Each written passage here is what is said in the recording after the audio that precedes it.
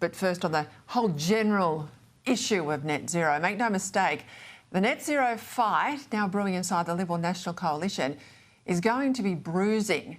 But it's the much-needed beginning of the coalition's march back to credibility as a serious alternative government, and it's also its best chance of winning the next election.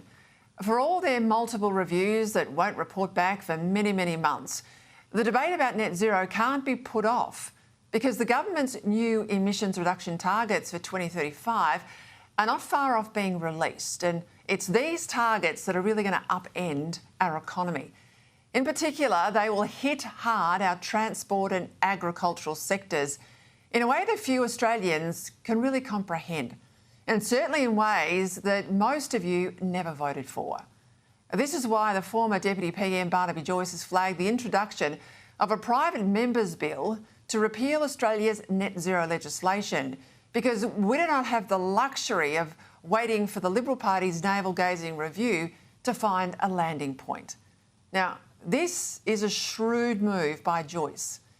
Yes, under the rules, his private member's bill will only get debated and voted upon if the Albanese government gives it legislative priority. Now, on the face of it, that's highly unlikely, unless the government's tacticians decide it would heighten divisions inside the coalition, which they may well do.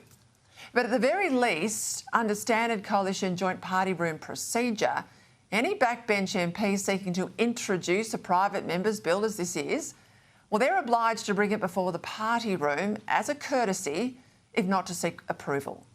Now, as is the ability of any leader, Susan Lee could then move to close down discussion of the topic after Joyce speaks to his bill inside the room. But given the strong view of a growing number of Liberal and National MPs that net zero is economic suicide for our country, plus the growing anger in regional Australia against the desecration of our countryside and our best farming land by these forests of wind turbines and these vast plains of solar panels, shutting down debate would be a career-limiting move, particularly when you acknowledge that this is Susan Lee with fewer numbers in the party room now than when she beat Angus Taylor.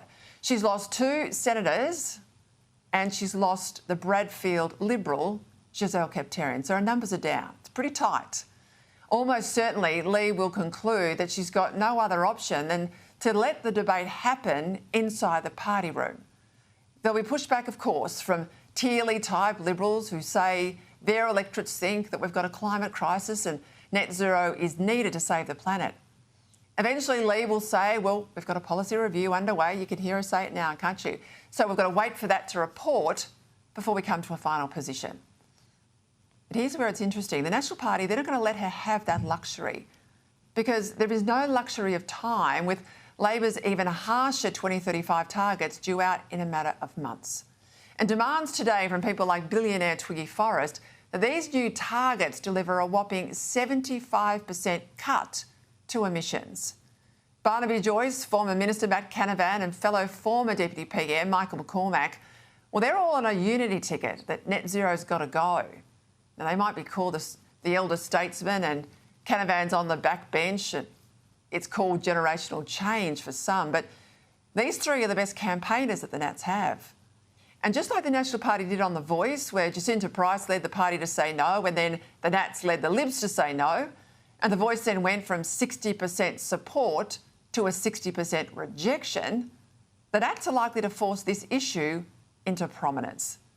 Now, I might add here too, there's a growing feeling inside the Liberal Party as well as the Nats that the only way to end our country's economic decline is to stop imposing extra energy costs on ourselves that the big emitters won't do, and all of it in a totally futile bid to affect the climate from Australia.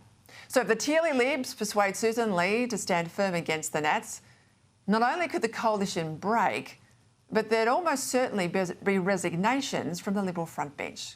Quite possibly, Nats even running against Liberals at the next election. Of course, in the short term, the Libs and the Nats, they'll make a spectacle of themselves and possibly suffer a further hit in the polls, although I don't know how it could get much worse.